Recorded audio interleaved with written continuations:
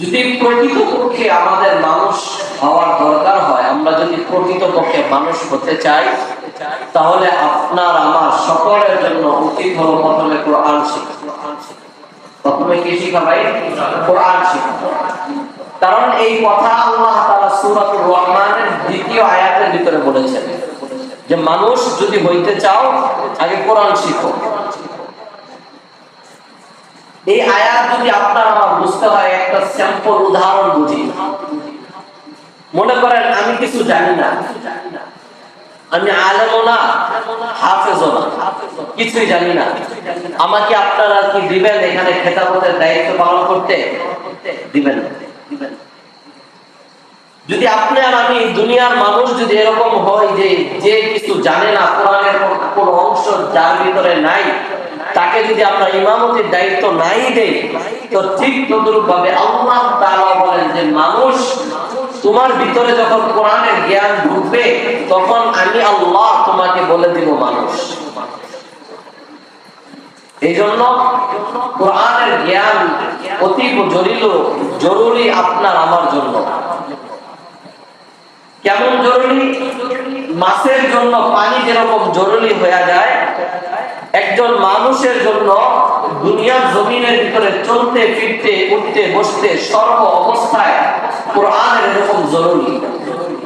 যদি বান্দা কোরআন না জানে, কোরআন সম্পর্কে বান্দা যদি জ্ঞান বিন্দু পরিমাণ না থাকে, তাহলে ওই বান্দাকে মানুষ বলে মানুষ পরিচয় দেয়। কিভাবে, কেন যায় না? এই কথাও আল্লাহ তাআলা কুরআনুল কারীমের সূরাতুল আরাফের ভিতরে বলেছেন যে আমি আল্লাহ মানুষকে চক্ষু দিয়েছি, হাত দিয়েছি, অঙ্গ প্রত্যঙ্গের মালিক বানিয়েছি। কেন বানিয়েছি? যে আমার এই হাতের ব্যবহার ভালো কাজে ব্যবহার করবে, এই হাতকে চোখকে ভালো ভালো কাজ দিয়ে সম্বোধন করবে, নিয়ামতের শুকরিয়া আদায় করবে। আর যদি না করে বান্দা, তাহলে কি হবে? বান্দা হয়ে যাবে কুকুরের থেকেও নিকৃষ্ট। এই কথা আল্লাহ কোরআনে বলেছেন। তো যদি বান্দা, এটা তো গেল কোরআন, যদি বান্দা শিখে তাহলে বান্দা মানুষ হবে। আর যদি বান্দা কোরআন না শিখে, কোরআনকে যদি বান্দা অবজ্ঞা অবহেলা এবাউট করে চলাচল করে, তাহলে আল্লাহ তাআলা এই সম্পর্ক কুরআনুল কারীমের সূরাতুত তাহার ভিতরে, আল্লাহ তাআলা সূরাতুত তাহার 124 নম্বর আয়াতের ভিতরে বান্দাকে সুন্দরভাবে চমৎকারভাবে একটা ঘোষণা দিয়েছেন। আল্লাহ তাআলা বান্দাকে সূরাতুত তাহার 124 নম্বর আয়াতের ভিতরে কি জানান দিয়েছেন? যদি বান্দা তুমি কোরআনকে এবাউট করে চলো, কোরআনকে বাদ দিয়ে চলতে চাও, তাহলে তোমার জন্য এই শাস্তি অবধারিত। ওয়ামান আ'রিদু আন যিকরি ফাইন্নাহু মাঈশাতান দানকা। আল্লাহ তাআলা বলেন, ও আমার দুনিয়ার মানব জাতি শোনো, আমি আল্লাহ তাআলা তোমাদেরকে বলতে চাই, যদি তোমরা আমি আল্লাহ তাআলার উপদেশকে না মানো, আমি আল্লাহ তাআলার কোরআনকে যদি অবজ্ঞা করে চলো, এবাউট করে বাদ দিয়ে চলতে চাও, আল্লাহ তাআলা বলেন ওমান আ'রিদু আন যিকরি, যদি তোমরা আমি আমার কোরআনের উপদেশকে না মানো, ফাইন্নাহু মাঈশাতান দানকা ওয়া নাহশুরুহু ইয়াওমাল কিয়ামাতি আ'মা। আল্লাহ বলেন কাল কিয়ামতের ময়দানে এই কোরআনকে বাদ দিয়ে চলার কারণে, এই কোরআনকে অ্যাবাউট করে চলার কারণে, অবহেলা করে চলার কারণে আমি আল্লাহ তাআলা দুনিয়ার জমিনে যেরকম তোমাকে চক্ষু দিয়েছি, চক্ষু দ্বারা তুমি দেখতে পাও, কাল কিয়ামতের ময়দানে যখন আমি আল্লাহ তাআলা হাসরের মাঠ কায়েম করে ফেলবো, যখন তোমাকে কবর থেকে উঠানো হবে, ইসরাফিল আলাইহিস সালাতু ওয়াস সালাম যখন সিংহের ভিতরে 2 নাম্বার ফুটা লাগাইয়া দিবে, প্রথম ফুয়ের সাথে সাথে দুনিয়ার মানুষের কিয়ামত শুরু হয়ে যাবে। দুনিয়ার মানুষগুলা কলিজা ফাইটা চৌচির হয়ে যাবে, রুই তুলার মতন পাহাড়গুলা উঠতে থাকবে। থাকবে, এত ভারী ভারী পাহাড়। এই পাহাড়গুলো রুই তুলার মতন বাতাসে যেরকম ভাবে তুলা উড়ে, ঠিক তদ্রুপ ভাবে রুই তুলার মতন পাহাড়গুলো উঠতে থাকবে প্রথম ফুৎকারের সাথে সাথে। দ্বিতীয় ফুৎকার যখন হয়ে যাবে, বান্দাকে আল্লাহ তাআলা কবর থেকে অটোমেটিক জাগ্রত করে ফেলবেন।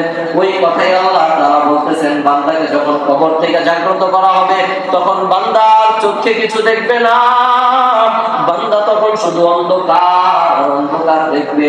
তখন আল্লাহ তাআলার কাছে বলবে, ও মালিক, আমি তো দুনিয়ার জমিনে আমার চক্ষু ছিল, আমি দুনিয়ার জমিনে আমার ভাই বোন আত্মীয় স্বজন সবার সাথে দেখা সাক্ষাৎ করেছিলাম, আমার কেন এখন চক্ষু নাই, আমি কেন এখন অন্ধকার দেখতে পাই? তখন আল্লাহ তাআলা বলবেন, ও আমার বান্দা শোনো, তুমি যে দুনিয়ার জমিনের ভিতরে আমি আল্লাহর কালামকে ব্যবহার করে চলেছিলা, অবজ্ঞা করে চলেছিলা, বাদ দিয়ে চলার চেষ্টা করেছিলা, এই কারণে আমি আল্লাহ তোমাকে অন্ধ বানাইয়া হাসরের ময়দানে উঠাইতেছি।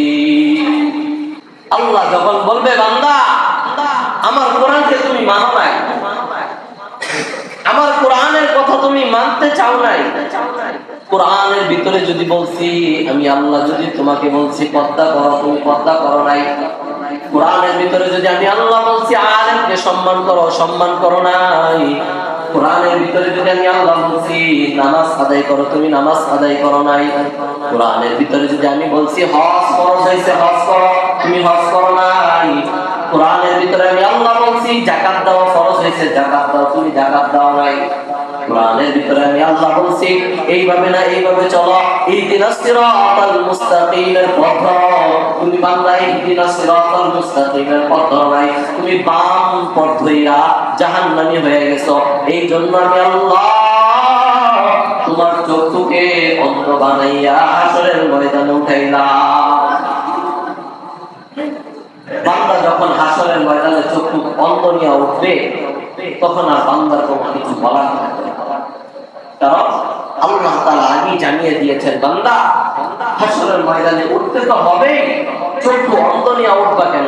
কোরআনকে মানো, কোরআন অনুযায়ী নিজের জীবনকে চালাও, নিজের সংসারকে চালাও, নিজের সমাজকে চালাও, নিজের রাষ্ট্রকে চালাও, তাহলেই তুমি কাল কিয়ামতের ময়দানে চক্ষু নিয়ে উঠতে পারবা।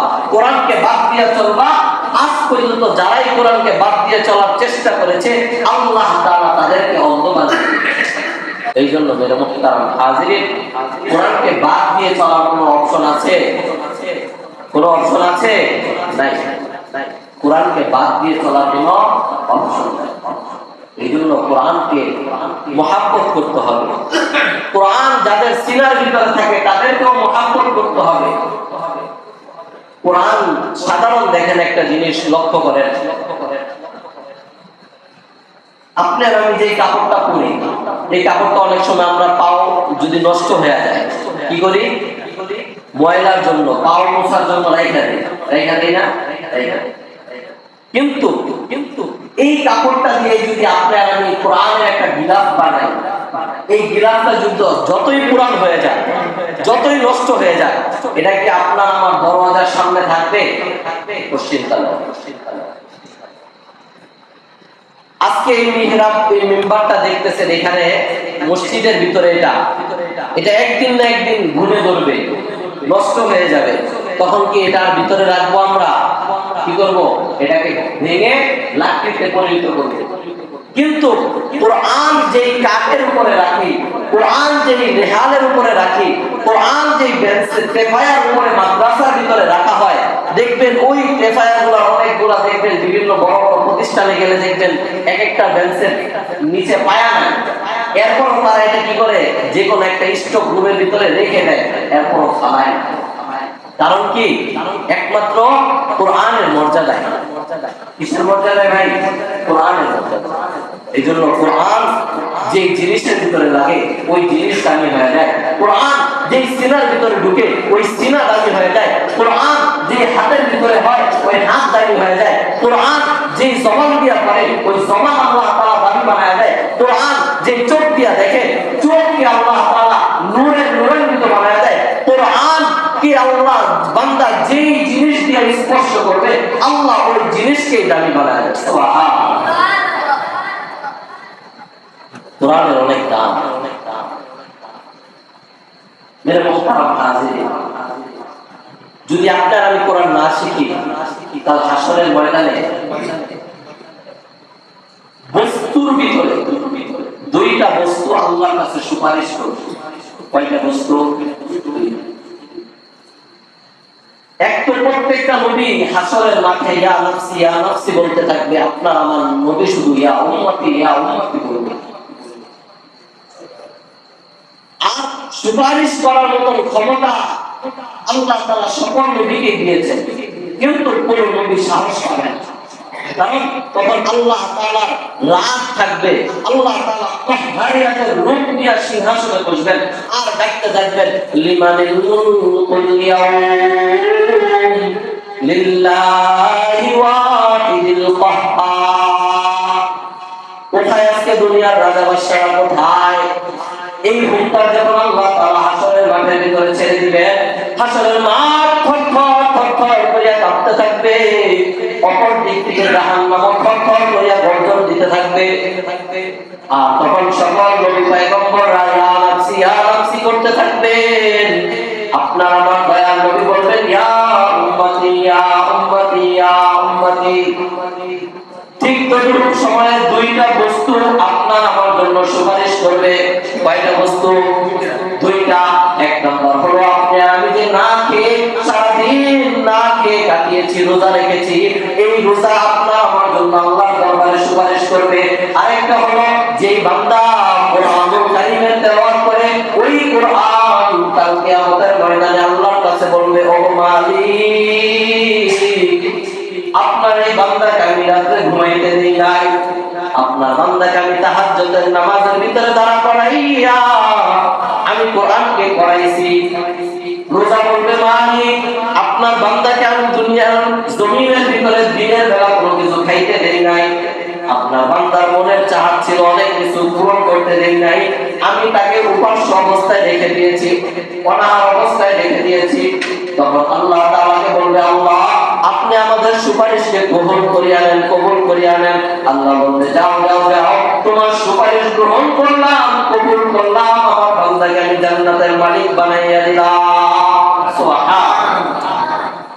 এই দুইটা জিনিস আপনার আমার জন্য সুপারিশ করেছে। এখন মেরে মুহতারাম হাজির, প্রশ্ন হলো, আপনি আর আমি যদি কোরআনকে মুহাব্বত না করি, কোরআনকে যদি পড়তে না পারি, আপনার আমার জন্য কোরআন সুপারিশ করবে? কথা বলেন, সুপারিশ করবে? পশ্চিমকালেও করবে। এই কথাটুকু আল্লাহ তাআলা সূরাতুল ফুরকানের 30 নম্বর আয়াতের ভিতরে বলেছেন বান্দাকে। কি বলেছেন? আল্লাহ রাসূল সাল্লাল্লাহু আলাইহি ওয়াসাল্লাম আল্লাহকে জিজ্ঞাসা করছেন। আল্লাহ রাসূল সাল্লাল্লাহু আলাইহি ওয়াসাল্লাম বলেন, ওয়াকাল রাসূলুল্লাহ ইয়া রাব্বি।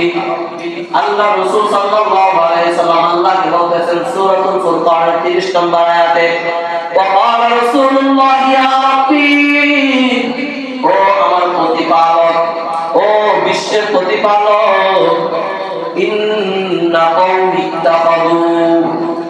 আল্লাহ রাসূল বলতেছেন, ও আল্লাহ, আমি নিজেই বাদী হয়ে আমি নিজেই আমার উম্মতের জন্য আপনার কাছে নালিশ করলাম। কি নালিশ? ইন্না কওমি, আমার সম্প্রদায়ের জন্য, আমার উম্মতের জন্য আমি নিজে নালিশ করলাম, আত্তাখাযু হাযাল কুরআনা মাহজুরা। আমার বান্দারা, আমার উম্মতেরা, আমার সম্প্রদায়রা কোরআন থেকে বিমুখ হয়ে গিয়েছে। আমার উম্মতেরা কোরআনকে মানে নাই, কোরআনকে পড়ে নাই, দুনিয়ার জমিনে কোরআনকে ধইরাও দেখে নাই। সমাজের ভিতরে এমন লোক আছে না কোরআনকে সারা বছর পড়ে না? আছে না নাই? আছে। এমন লোক আছে কোরআনকে পড়তেও পারে না, পড়েও। সংক্ষিপ্ত একটা ঘটনা বলি, এই আয়াতের ব্যাখ্যায় ঘটনার মনে পড়ে গেল। সম্ভবত আব্দুল্লাহ ইবনে মুবারক রাহমাতুল্লাহি আলাইহির যুগে এক কামার, যে দাওয়াতি বানায় তাকে তো কামারই বলে, তাই না? এই কামার মারা গেছে, তার যুগে একজন কামার মারা গেছে। তো স্বপ্নের যুগে আব্দুল্লাহ ইবনে মুবারক রাহমাতুল্লাহি আলাইহি দেখতেছেন যে এই কামার জান্নাতের ভিতরে ঘুরতেছে। সুবহানাল্লাহ। এই কামার কি করতেছে? জান্নাতের ভিতরে ঘুরতেছে।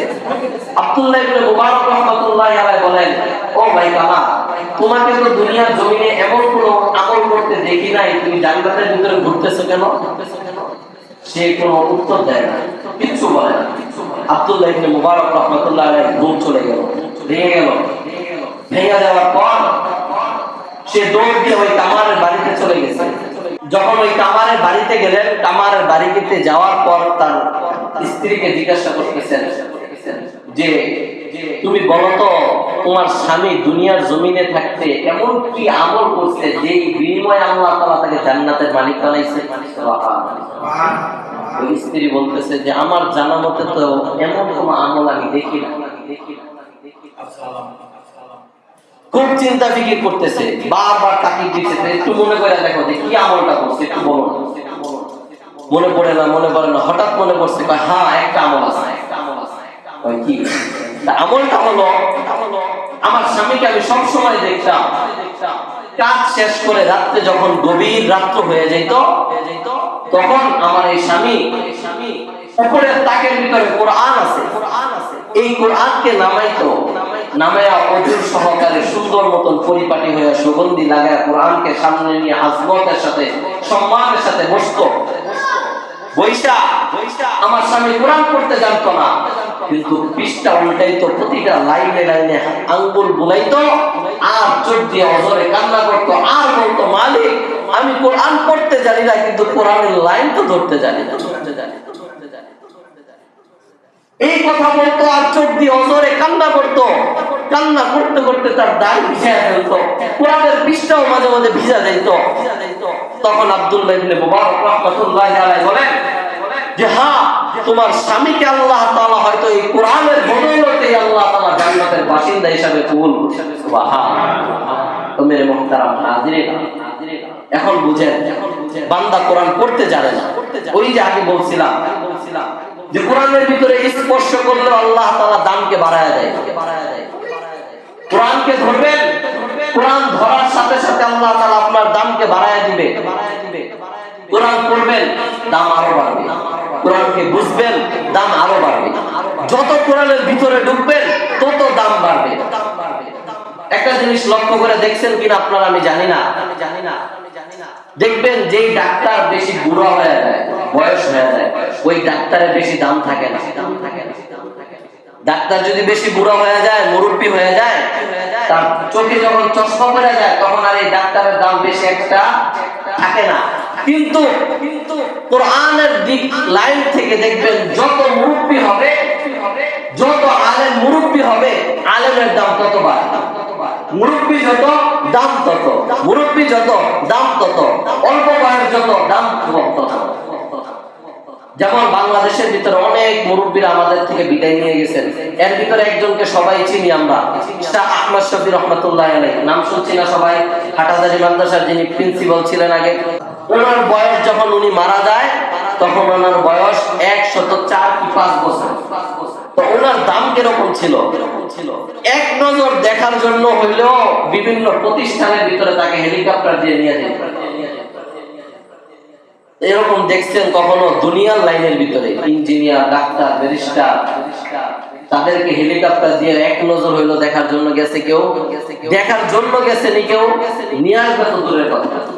কিন্তু না, কোরআনের মর্যাদার কারণে আহমদ শফি সাহেবের কোনো ক্রেডিট, তার কোনো কিছু এখানে না, সবকিছু কোরআনের মর্যাদা।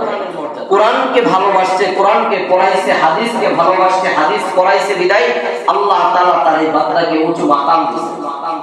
এখন মানুষ তার নাম নিতে গেলে রহমাতুল্লাহি আলাইহি বলে, খুব সম্মান আজমতের সাথে, ভক্তির সাথে। এজন্য ভাই, কোরআনকে মহব্বত করেন, কোরআনকে ভালোবাসেন, কোরআনের সাথে সম্পর্ক লাগান, দেখবেন আপনার আমার দাম আল্লাহ তাআলা বাড়িয়ে দিবেন। সুবহানাল্লাহ।